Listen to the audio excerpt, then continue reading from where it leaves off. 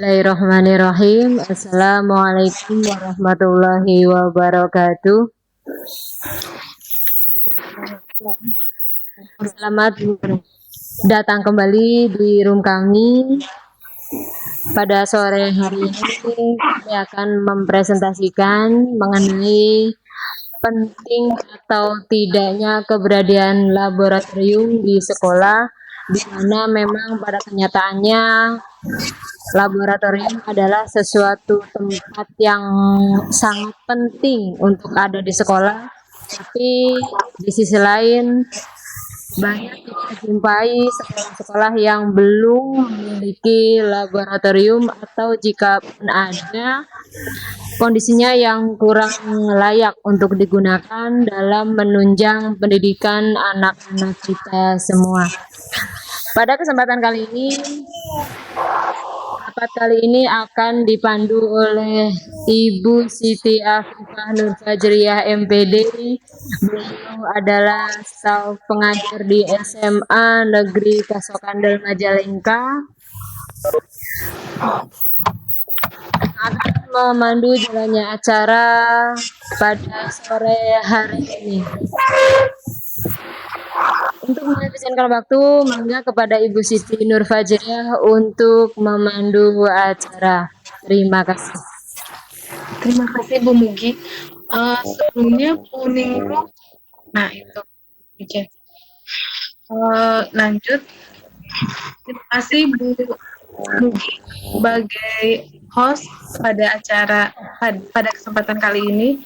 Saya akan membacakan daftar riwayat hidup atau CV dari kuning room.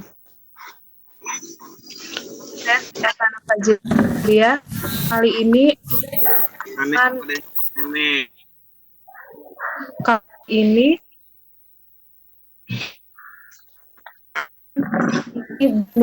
sebagai direktur, ya. Nama Kabuningrum yaitu Sri Rahayu Waskitaningrum STP, ya. Lahirnya di Kebumen pada tanggal 10 April 1975 di Blok Nambo, Desa Gantar, Kecamatan Kabupaten Indramayu. Di SMP Islam Kroya sebagai guru IPA. Ada nggak? Si beliau mengikuti VCT adalah mengikuti perkembangan teknologi untuk pembelajaran online. Lanjut, pada kali ini beliau akan mempresentasikan dilema laboratorium sekolah antara idealisme dan realita. Silakan Bu Ningrum untuk memulai presentasi. Terima kasih kepada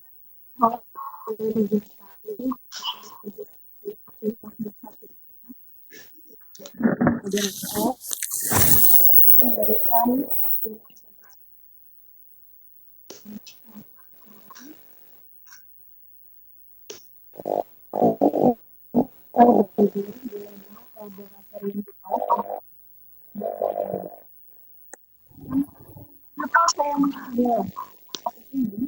Karena merasa dilema dengan kondisi laboratorium yang ada di saya dan di sekitar tempat saya supaya lebih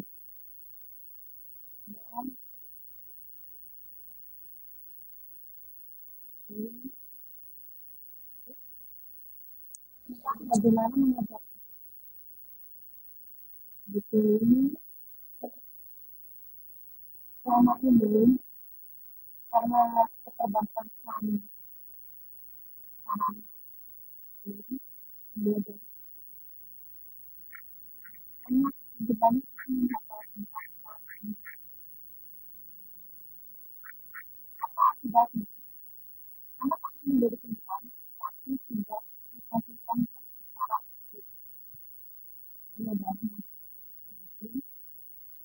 guru-guru kita seperti saya kadang-kadang sebenarnya apa kan saat tersebut ini itu adalah satu ilmu pengetahuan sebenarnya nasional dan objektif nasional aktif nasional objektif dan diterima alasan objektif artinya suatu ya kenapa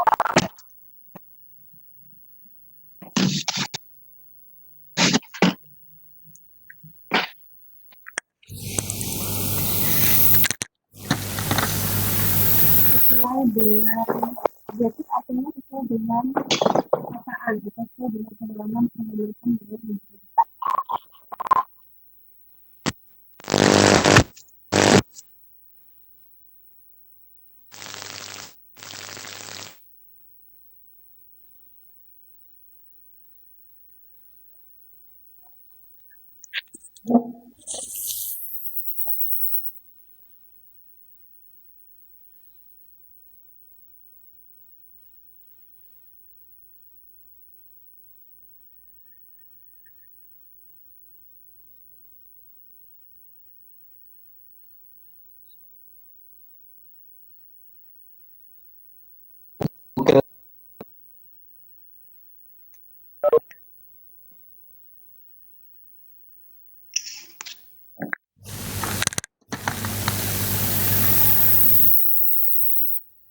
Buningrum.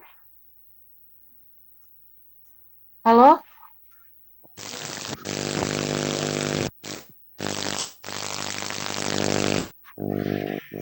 Buningrum.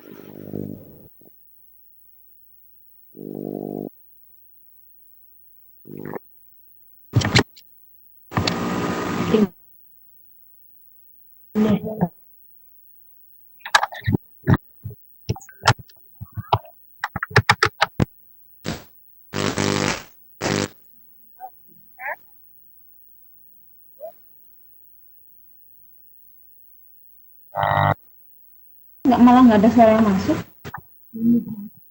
Buningrum. Ya, suaranya tidak jelas. Pakai apa coba? Jadi ngomongnya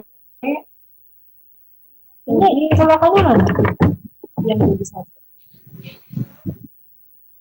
Kalau ini kan lebih dua. Nggak ada. Nggak ada. Apa diganti aja pak?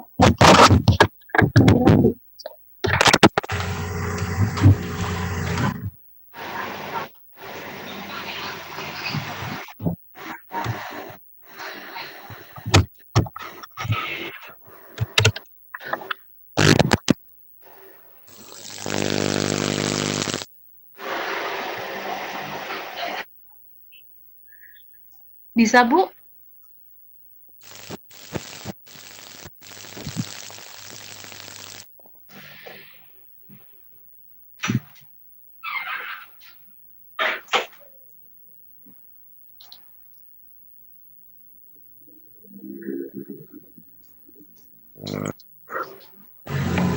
Nah, itu benar ini colokannya.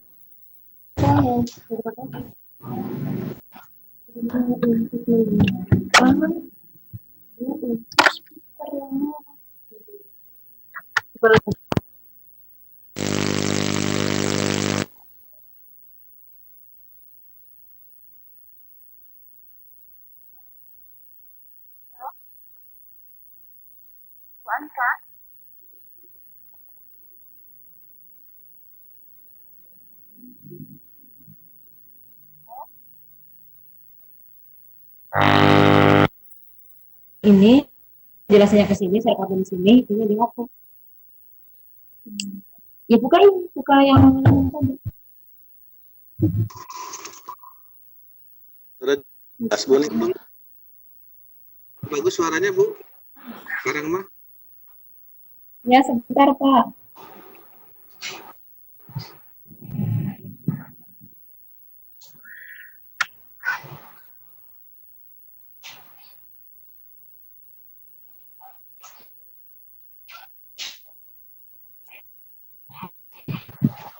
Iya,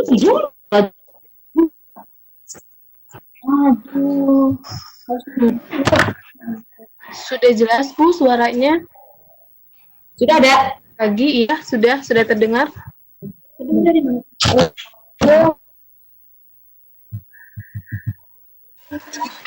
Itu sekarang headset coba. Oh, iya. Halo? oh, Iya. Tadi saya pakai headset. Tapi headsetnya trouble. iya, udah nggak apa-apa Bu, nggak pakai headset misalnya jelas. Oh, nggak pakai. Iya. Lanjutkan ya Bu ya. Iya, Mangga. Nah, silakan dilanjutkan lagi Bu Nurul. Ya, terima kasih. Jadi laboratorium definisinya adalah tempat di mana dilakukannya percobaan dan penelitian. Tempat ini bisa berupa ruangan tertutup, ruangan terbuka atau kebun.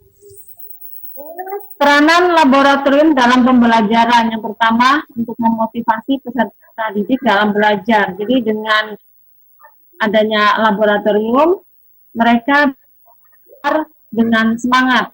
Seperti ketika kemarin Bu Riza menjelaskan tentang intelligence, maka banyak karakter dalam strategi.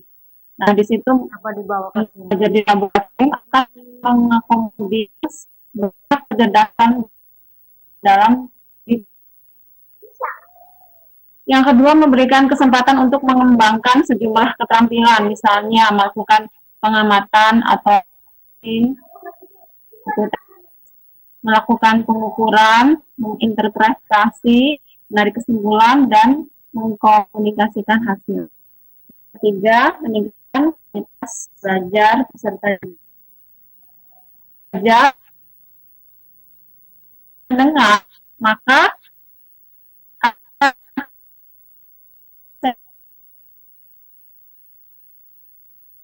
yang dengan hanya mendengar adalah sangat kecil hasil belajarnya. Sedangkan jika hanya dengan mendengar dan melihat ya, saya melihat dan saya ingat. Jadi dengan melihat itu persentase hasil belajarnya lebih besar dibandingkan jika hanya dengan mendengarkan. Dan kalau kita bandingkan dengan yang ketiga, yaitu saya mengerjakan dan saya mengerti. Nah, inilah yang paling baik ya. Dengan menggunakan laboratorium untuk praktek, maka kita diharapkan ya bisa membuat siswa mengerjakan praktikum dan membuat mereka mengerti tentang konsep yang sama. Nah, sekarang yang menjadi kendala apa yang menyebabkan pembelajaran IPA dengan berbasis laboratorium ini juga kerja laboratorium itu tidak berjalan dengan baik. Kendalanya apa? Yaitu antara lain tidak semua sekolah memiliki laboratorium yang memadai, sehingga tidak semua konsep IPA yang diajarkan di praktikum di laboratorium. Kemudian bisa juga karena di samping tidak memadai ya, hal ini disebabkan karena diperlukannya seperangkat alat dan bahan yang kadang sulit dipenuhi oleh sekolah. Karena memang alat dan bahan lab itu mahal harganya. Kemudian ketiadaan alat dan bahan kimia sering menjadi kendala tidak dilakukannya praktikum, meskipun guru pengampu memiliki petunjuk praktikumnya.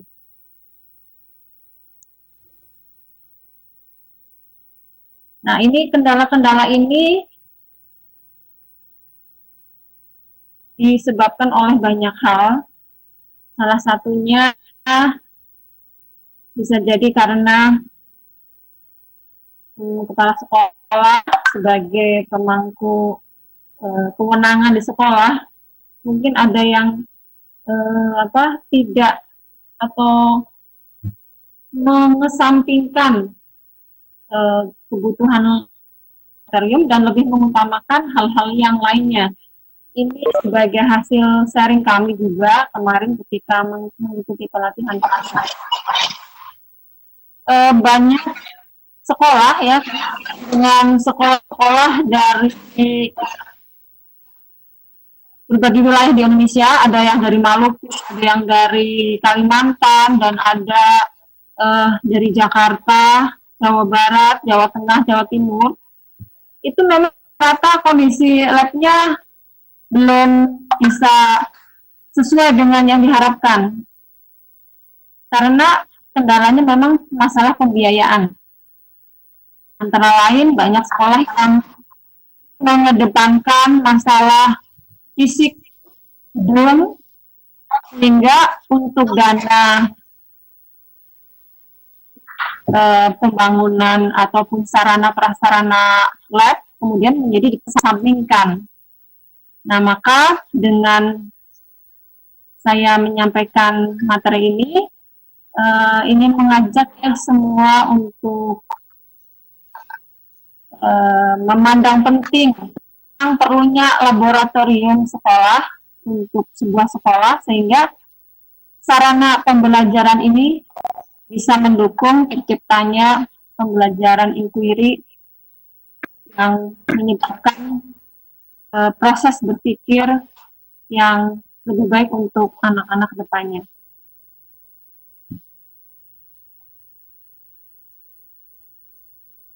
Nah, kemudian solusinya apa? Masalah yang pembiayaan ya, solusinya jelas berkaitan dengan pembiayaan. Misalnya, bagaimana nanti kepala sekolah bisa mengalokasikan dana untuk keperluan sarana prasarana laboratorium, kemudian mungkin bisa dengan menjalin kerjasama dengan pihak swasta, pihak universitas yang mensupport untuk memberikan pelatihan-pelatihan berkaitan teknis, misalnya pelatihan untuk laboran, teknisi, dan sebagainya. Atau kita menjalin kerjasama dengan perusahaan-perusahaan, mungkin nanti bisa memberikan dana untuk pengembangan laboratorium. Kalau untuk kaitannya dengan bahan dan alat, ini bisa dengan mengasah kreativitas guru dalam mencari alternatif bahan dan alat yang dapat digunakan agar praktikum tetap dapat dilaksanakan. Jadi kita mencari material, lokal material yang fungsinya sama, bisa menggantikan alat dan bahan yang tidak bisa kita adakan. Dulu itu saya pernah menggunakan betadine untuk mengganti larutan iodin, dan itu mendapatkan apresiasi dari dosen di UPI ketika saya sertifikasi, karena memang beliau selama ini belum mendapatkan hal tersebut, belum ada yang pernah menggunakannya. Jadi, dan ketika saya tanyakan apakah ini bisa digunakan, oh ya bisa digunakan, tapi hanya untuk uji kuantitatif. Kemudian dengan adanya kreativitas ini, kita mengganti alat dan bahan dengan lokal material, maka pelaksanaan praktikum tidak tergantung pada fasilitas laboratorium yang ada di sekolah, tapi bisa menggunakan alat dan bahan yang bisa dijumpai dalam kehidupan sehari-hari. Kemudian, langkah yang harus dilakukan ya ketika kita akan melakukan kreatif tersebut, antara lain yang pertama adalah sebagai guru kita harus paham materi ajar tersebut, kemudian mencari hubungan setiap konsep yang ada dengan fenomena yang ada dalam kehidupan sehari-hari. kemarin saya ikut pelatihan kepala lab, itu kami oleh mentor diajarkan untuk membuat bike clean dengan cara reaksi redox dengan menggunakan bahan larutan garam. Kemudian diproses sehingga bisa menghasilkan bike clean. Apalagi pada saat ini di mana bike clean sebagai bahan untuk disinfektan susah untuk didapatkan, dan kalau sangat mahal, yang biasanya hanya 2.000-3.000, kemarin saya beli menjadi 5.000. Apalagi itu padahal yang botol kecil. Nah, bagaimana dengan pihak rumah sakit yang butuh disinfektan dalam jumlah besar? Nah, dengan kita paham konsep yang ada dalam reaksi-reaksi yang berkaitan dengan tadi pembuatan bike clean, ternyata bisa menggantinya dengan larut garam. Padahal garam, apalagi di Indramayu itu harganya sangat murah. Ya, bisa 1 kilo itu cuma harganya 100 rupiah. Sedangkan untuk membuat bike kemarin itu, untuk membuat sekitar 200 ml itu sekitar 2 sendok garam. Jadi ini adalah bisa menjadi kontribusi kita kepada kondisi saat ini, dan sekaligus pembelajaran kepada kita. Yang kedua, setelah kita dapat menemukan suatu fenomena, berpikir bagaimana mengangkat fenomena tersebut menjadi suatu rancangan percobaan sederhana. Dan yang ketiga, buatlah langkah-langkah pengujian atau pembuktiannya. Yang keempat, uji cobalah sesuai dengan rancangan yang kita buat. Dan yang kelima, tulis rancangan kita dengan format urutan sederhana yang terdiri dari judul, tujuan percobaan, teori, bahan dan alat, cara kerja, tabel dasar untuk menuliskan data yang harus dikumpulkan, kesimpulan, dan terakhir jangan lupa disertai dengan daftar pustaka. Untuk dapat menemukan fenomena yang berkaitan dengan materi ajar mungkin dirasa sulit oleh guru, namun sebenarnya semakin banyak guru membaca buku dan membuka internet, alam di sekitar.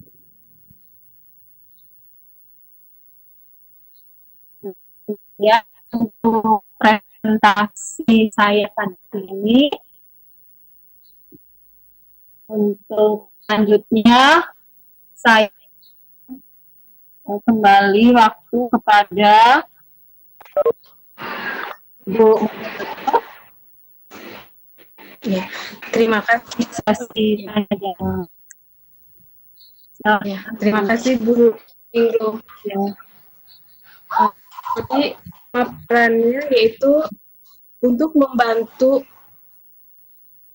kompetensi siswa itu kalau misalnya hanya dilakukan dengan mendengar akan sangat kecil sekali. Mendengar dengan melihat itu ada proses tambahan lagi, tapi jika dilakukan mengerjakan dan mengerti itu paling baik ya. Salah satunya itu dengan laboratorium yang telah tadi dipaparkan oleh Bu Ningrum. Serta didik lebih mengerti dan paham. Adapun tadi ada beberapa kendala yang telah dipaparkan oleh Bu Ningrum. Tidak sekolah mempunyai lab yang memadai, diperlukan perangkat alat atau bahan lab yang mahal harganya. Meskipun guru pengampu memiliki petunjuk praktikum, tapi kendala seperti tidak adanya bahan itu sangat krusial. Ya. Bu Ningrum mengatakan tentang solusinya. Jadi diperlukan adanya kreativitas guru mencari bahan dan alat, tidak bergantung pada fasilitas yang ada di sekolah. Itu kreativitas guru tersebut ya. Seperti halnya kita harus menganggap akan fenomena-fenomena alam yang terjadi. Hal itu bisa dijadikan sebagai bahan ajar untuk anak didik kita. Ya, seperti halnya sekarang sedang booming atau misalnya disinfektan tadi, Booming Room cukup sangat jelas sekali menjelaskan bisa dilakukan bahan pengganti karena memang di Indramayu garam sangat mudah sekali didapatkan ya Booming Room. Ya, betul. Ya, dari penjelasan yang telah dipaparkan oleh Booming Room, barangkali Ibu Bapak guru hebat di sini ada sedikit yang mau sharing tentang keadaan laboratorium di sekolahnya, atau ada yang ditanyakan pada Booming Room terkait dilema laboratorium sekolah antara idealisme dan realita ini. Mangga Ibu Bapak guru ada yang mau disampaikan. Oke, saya akan cek ininya list chat.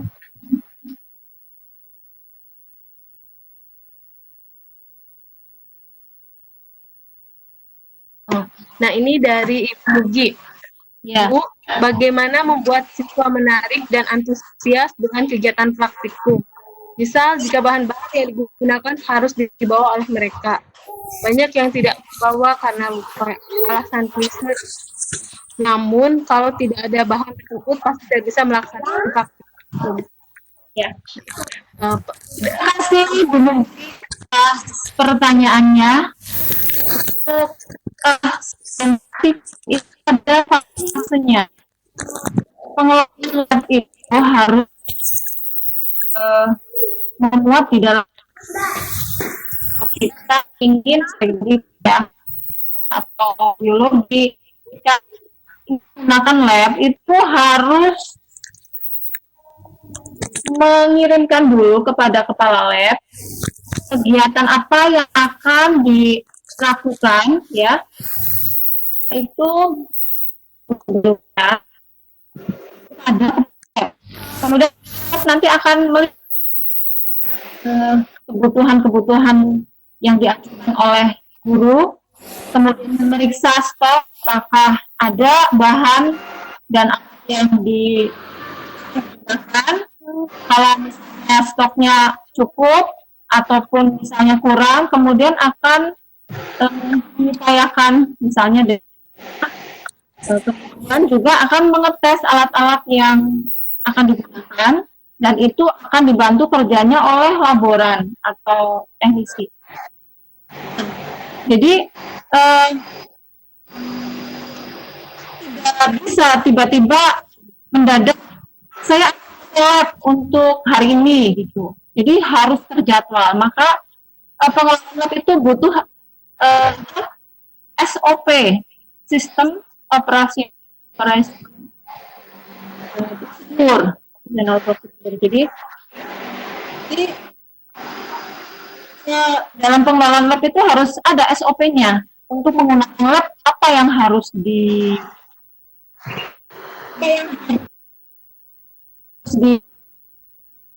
langkah-langkahnya bagaimana, siapa yang bertanggung jawab, sehingga nanti tidak ada tabrak, pengaturan jadwalnya bagus, tidak terjadi kendala ketika melaksanakan.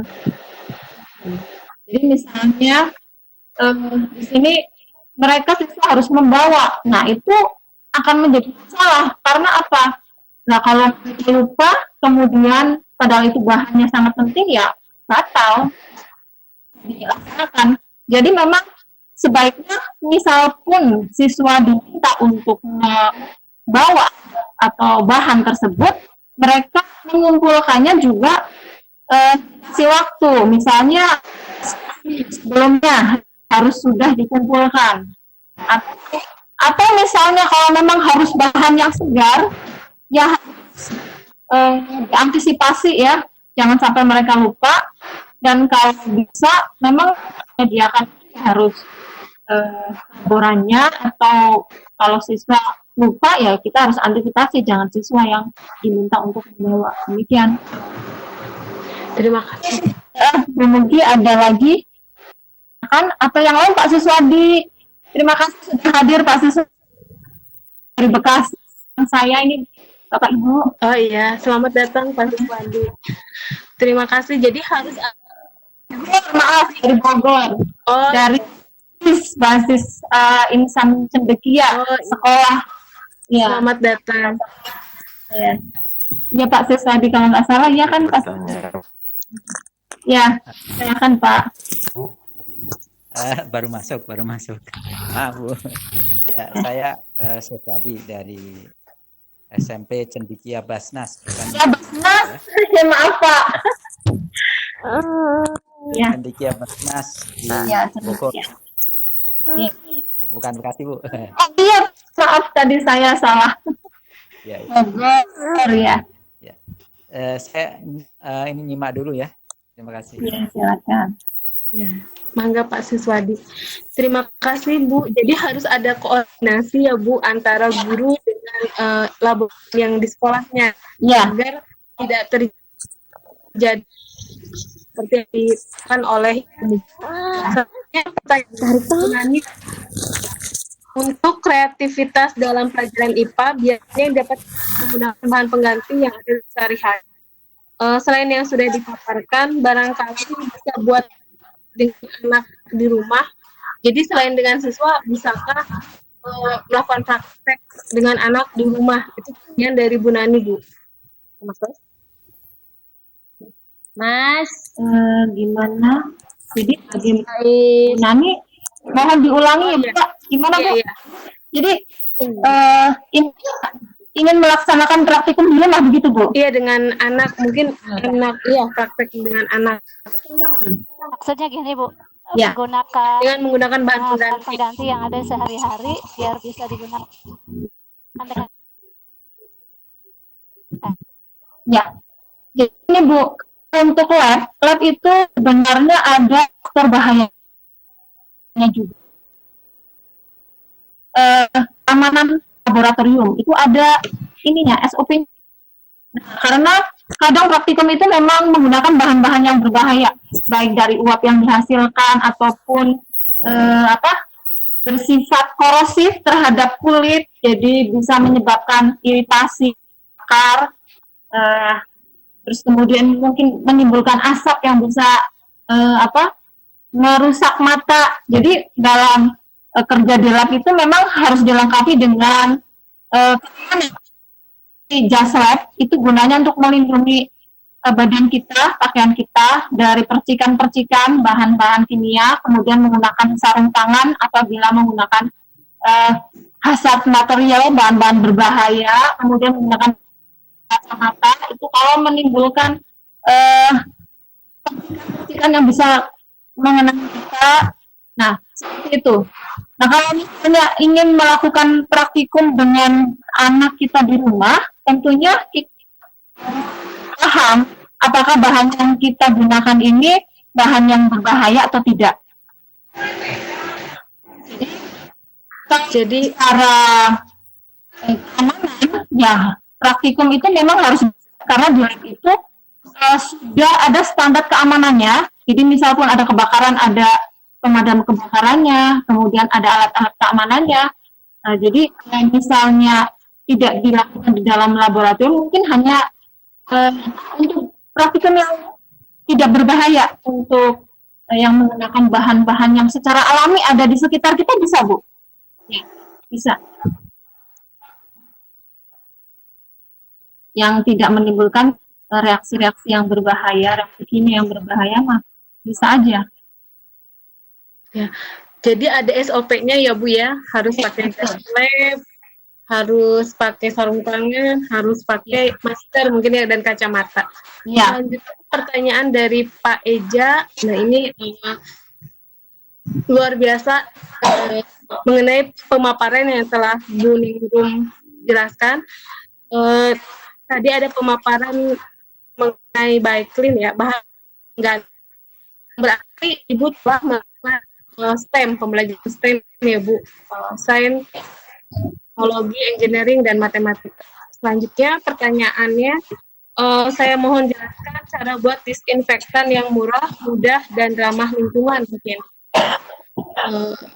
Mangga Bu untuk ditanggapi pertanyaan dari Pak Eja.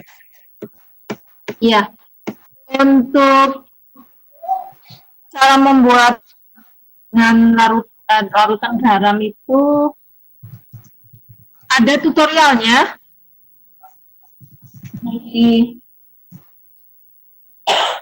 ada di YouTube. Ada di YouTube. Adalah garam seharga berlian. Itu channel YouTube-nya adalah Nia. Itu dari mentor kami pas waktu pelatihan kemarin. Beliau adalah dosen di UIN Sunan Kalijaga dan di Universitas Gadjah Mada juga. Jadi kemarin memberikan praktikum yang sederhana sebagai contoh bagaimana kita bisa praktikum dengan alat dan bahan yang ada di sekitar kita. Jadi intinya adalah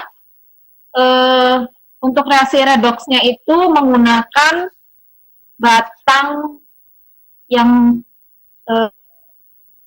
grafit yang menjadi inti dari batu baterai yang sudah tidak terpakai itu, Bu. Nah, itu dibongkar, kemudian dililitkan sumbu itu kompor gas tuh, kemudian nanti dihubungkan dengan listrik. Nah, nanti akan terjadi reaksi. Bisa dilihat, Ibu, Bapak sekalian bisa searching di YouTube, ya, nama channelnya Mata Kaunia, MATA Kaunia, KAUNIA, ya, itu judulnya garam seharga berlian. Demikian. Ya, Bu Afifah. Ya Bu, jadi Nata Kaunia garam Mata Kaunia. Oh, ya. Bagaimana Pak Eja? Terima kasih.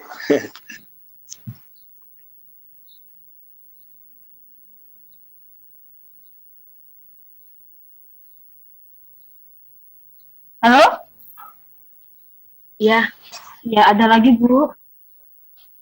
Barangkali ada lagi yang mau sharing dan bertanya pada Ibu Ningrum berkaitan dengan laboratorium atau hal-hal lainnya yang terkait dengan pembahasannya Bu Ningrum. Satu lagi ya yang kemarin menarik sekali karena kita kemarin ya, halo? Iya, halo, iya mangga Bu. Ya, ketika kemarin pelatihan saya bertemu dengan rekan-rekan dari seluruh Indonesia, salah satunya dari Maluku.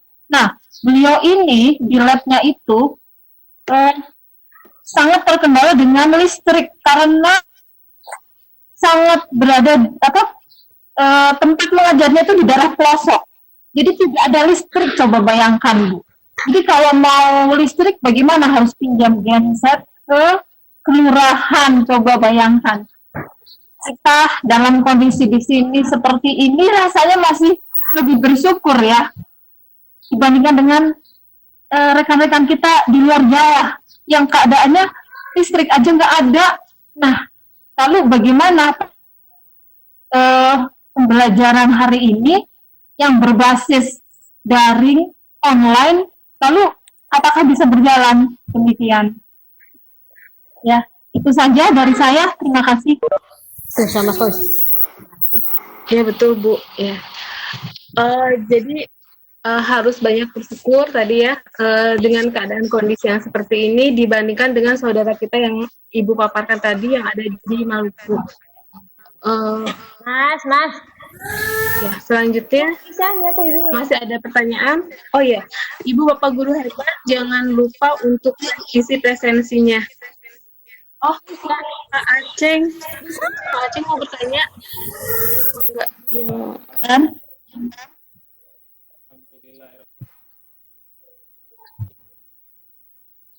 Silakan Pak Aceng. Oke, ya terima kasih. eh, Intinya di sana ya. Lor, Masuk mau makan nggak? terhormat, Nggak mau ya udah terus kepada tinggal nih. R, ya, terima kasih nih. Ini mah hanya ingin gambaran saja. Saya kan mengajar di SD, Bu ya. Iya, Pak. Laboratoriumnya jadi setiap SD itu jarang ya, jarang. Mungkin hanya SD-SD tertentu saja. Ini minta gambaran mana untuk yang membangun laboratorium kecil-kecilan atau sederhana. Nah, dia kan Iya. usia di Tadi fasilitas. soalnya tadi masih direkam, Bu. Bisa Tidak di stop jadi tidak ada ruangan khusus, Pak. Itu Kalau ruangan khusus sudah ada, ruangannya sudah ada. sesi selanjutnya. Mangga untuk Kalau misalnya ada ruangan khusus, tapi sebagai guru kita tetap harus melaksanakan pembelajaran selain kiri, maka bisa melakukan dengan sosialisasi. Jadi itu melaksanakan disaksikan oleh siswa. Jadi bukan setiap siswa kelompok, tapi demonstrasi. Dan itu bisa dilakukan di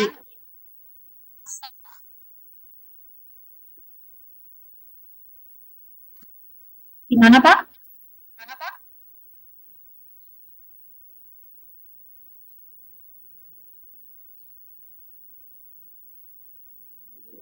Bagaimana Pak Aceng? Jadi dengan demonstrasi ya Bu, kalau untuk Ya. SD ya. Ya. Jadi apa? Ataupun ya, halo. ya. Karena tadi kan kendalanya belum ada labnya ya, Pak, ya. Nah, jadi bisa dengan demonstrasi. Dan itu bisa dilakukan bisa. ya.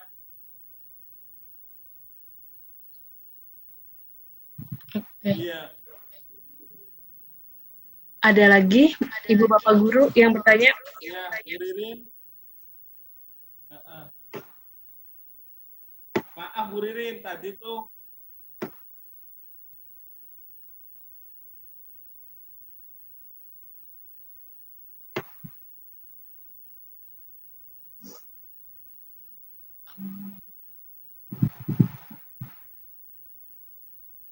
Ada pertanyaan mungkin dari Pak Andi, dari Bu Liza, Pak Muhammad Heri, Bu Nani sudah ya tadi. Pak Siswati. Bentar, oh ini baru saya baca ya. Jadi Pak Aceng menanyakan bagaimana untuk membangun laboratorium di SD yang dan proses perkembangannya berbeda-beda. Ya, Mangga, Mas. Iya. Untuk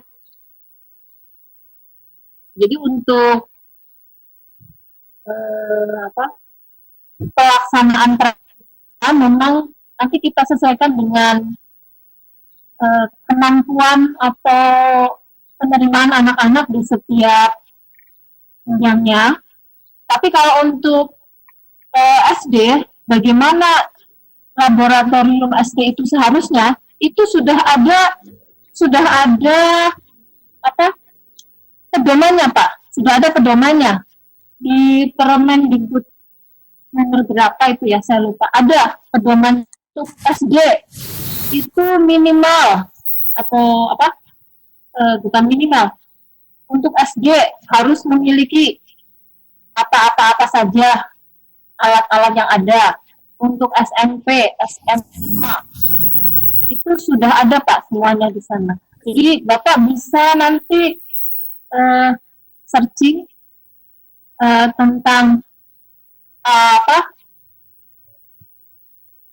sarana prasarana harus ada di lab untuk tingkatan SD. Demikian. Tapi saya lupa Permendikbudnya nomor berapa gitu, Pak. Ya, demikian ya, Pak ya. Terima kasih. Ya, jadi ada aturannya ya. Ya. Ya. untuk Ada acuannya. untuk pembuatan laboratorium di SD. Bagaimana Pak Aceh?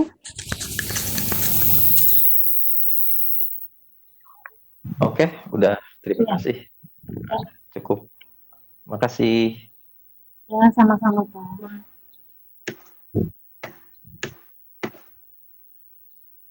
Selanjutnya,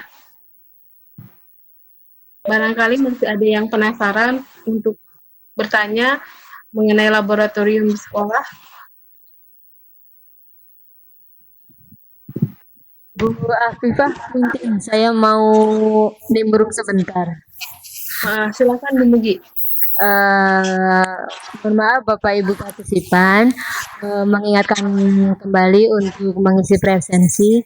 Kemudian yang kedua, mengingatkan kembali bahwa dengan topik yang dibawakan di Booming Room, bahwa untuk pembuatan hand sanitizer atau cairan disinfektan ini jangan sembarangan kita mengikuti tutorial di YouTube, tapi cari atau pilih yang sumbernya sudah jelas, misalkan dari BP POM atau dari Menkes atau dari WHO yang takarannya sudah ada, sudah uji, dan kita memiliki alat yang akurat.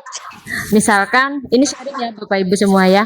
Misalkan 1 sendok makan chlorine atau 1 sendok makan Wipol dimasukkan ke dalam 1 liter air, itu volumenya harus benar-benar 1 liter pas gitu.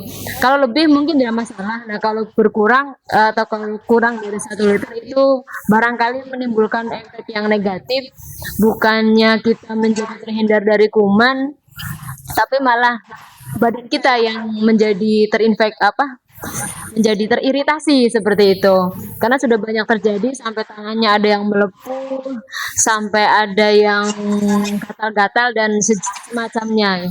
Jadi hanya mengingatkan saja ketika kita ingin mengikuti tutorial-tutorial yang sangat banyak berseliweran mungkin di YouTube, di Facebook, atau di WA atau di WA group gitu ya Bapak Ibu. Mungkin ketika masuk ada grup, ada yang mengirimkan tutorial-tutorial seperti itu, kalau sumbernya tidak jelas mohon jangan diikuti. Mungkin itu saja Mbak Viva, terima kasih. Sama-sama Bu Mugi. Untuk yang lainnya, kali ada yang masih ingin ditanyakan. Luar biasa sekali ya pemaparan dari Booming Room ini. Jadi menambah wawasan lagi tentang laboratorium sekolah. Banyak kendala, tapi tadi hasil sharing ada banyak juga solusi yang telah dipaparkan oleh Booming Room dan Ibu Bapak guru hebat di sini.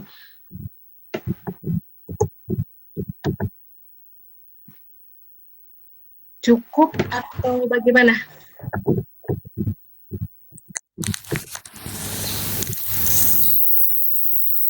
Maka kalau sudah tidak ada, barangkali sudah tidak ada lagi. Pak Eja, Bu Dia.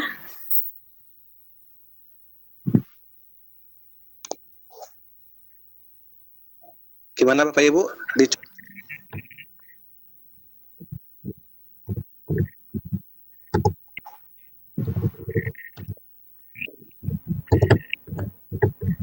Bu Afifah, disudahi saja. Oke, terima kasih. Alhamdulillah. Pemaparan mengenai pentingkah bagaimana dilema dan apa kendala yang terjadi berkaitan dengan laboratorium untuk menambah pemahaman peserta didik kita di sekolah, khususnya bidang IPA, sudah sangat bagus sekali, sangat luar biasa. Jadi, tadi pertanyaan bagus yang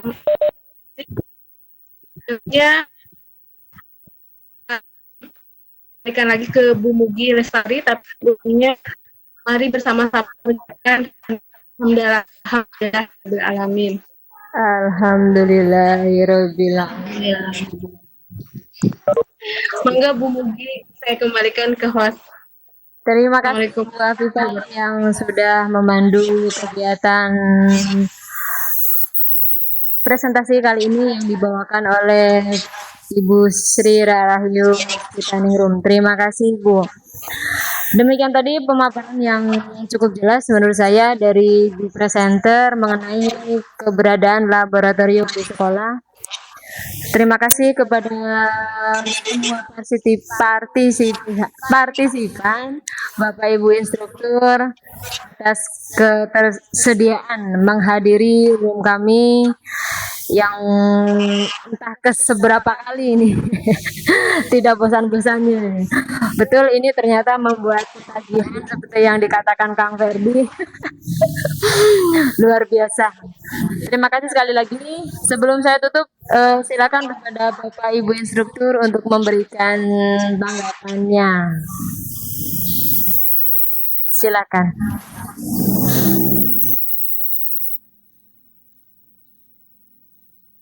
Pak. Dia untuk memberikan komentarnya.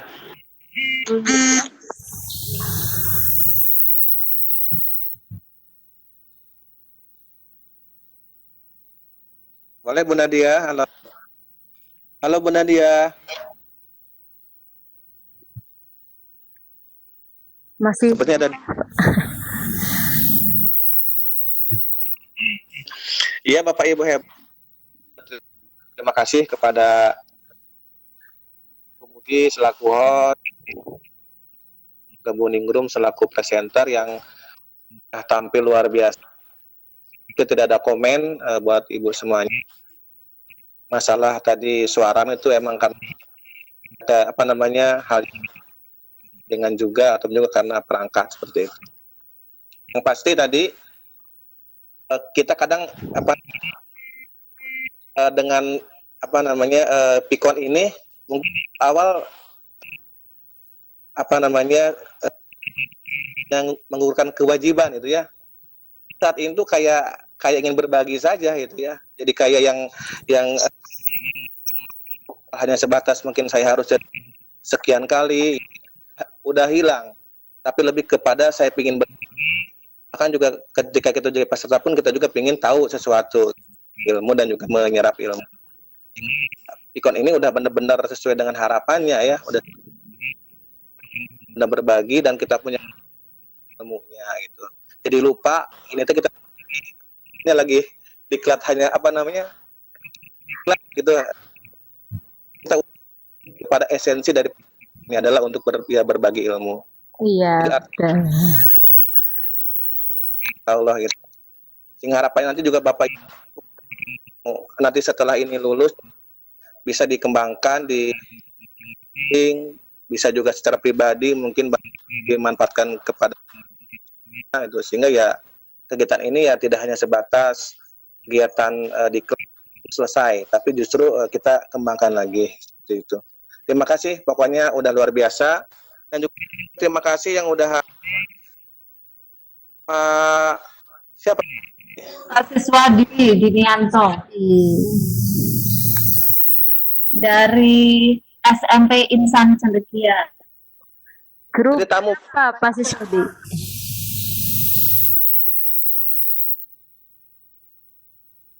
oke. Terus Assalamualaikum. Waalaikumsalam. Ya, akhirnya suaranya bisa kedengeran. Pak Siswadi dari mana Ibu? Dari SMP Insan Cendekia. Bukan Bu. Grup berapa ya kalau boleh saya tahu? SMP Cendekia. Cendekia Basnas. Oh iya Pak. Assalamualaikum Pak Siswadi. Waalaikumsalam. Grup berapa Pak? Atau grup 3? Pak Siswadi bukan peserta itu Bu. Oh iya. Undangan saya. Oh gitu. Ya. Ya berarti mudah-mudahan tahun depan Pak Siswadi ikut bergabung ya Pak biar bisa sharing ilmu banyak Pak. Ya. Ya kalau ini Pak, ini mah udah bintangnya nih Pak, udah sering, jadi mereka udah piawai Pak Siswadi gitu. Kalau saya sebagai instruktur yang udah nggak bisa ngomong apa-apa sama PJ ya. Karena mereka udah tinggal ibaratnya tinggal menyelesaikan beberapa kali aja gitu. Udah di atas kertas sih mereka udah biasa, udah hebat gitu. Itu sih kalau dari saya ibu-ibu semuanya segera dipenuhin supaya nanti kita bisa konsentrasi ke kantung tugas dan diseminasi ya. Pak Andi, tinggal presenter ya Pak Andi ya. Pak Andi mana? Pandi, halo.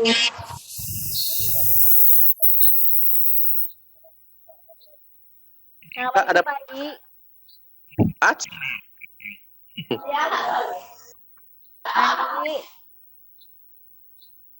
Pak Andi suaranya mungkin ini terhalang sinyal. Ya mungkin itu nanti malam kita bergabung di Seroja ya Bapak Ibu sekalian ya supaya apa namanya kita juga bisa tahu sih ya tentang Siameo. Mungkin itu dari saya, sekali lagi semangat kita selesaikan sampai terakhir. Amin, mudah-mudahan lancar. Assalamualaikum. Waalaikumsalam warahmatullahi wabarakatuh. Terima kasih Bu Nadia dan Eja atas apresiasinya yang menurut kami atau pribadi terlalu berlebihan. Terima kasih demikianlah kegiatan acara Vikon pada sore hari ini karena sudah menjelang asar. Terima kasih kepada seluruh partisipan dan Bapak Ibu instruktur atas kehadirannya. Saya akhiri. Assalamualaikum warahmatullahi wabarakatuh. Mangga yang mau live dipersilakan. Alhamdulillah. Alhamdulillah. Mungkin keren dari pagi loh. Cuma 2 kali, ini sama tadi pagi sekali. Karena sudah terbiasa dengan trouble, jadi sudah biasa. Aduh. Pak Andi barangkali butuh bantuan, mangga.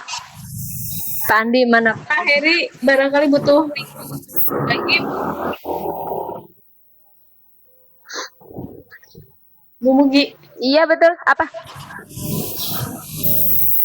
Gimana Bu? Perlu presensi di chat room. Oh di share ulang. Ya. Oke.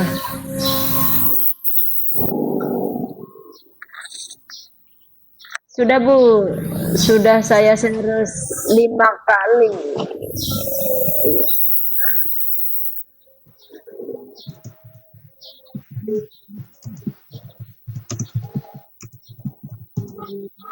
Pak Swadi juga mohon untuk mengisi presensi ya Pak.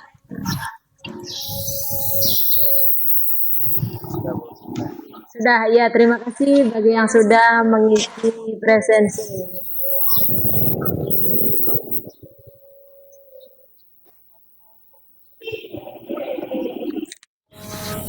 Terima kasih juga Pak Heri dari satu ikut meramaikan di grup kami.